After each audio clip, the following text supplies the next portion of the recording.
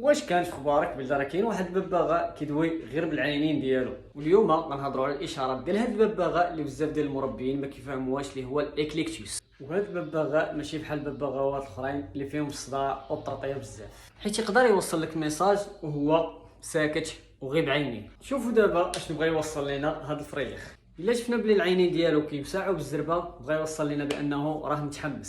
اما الا نفخ علينا ريشو صبق علينا راسو، هنا راه ما مرتاحش.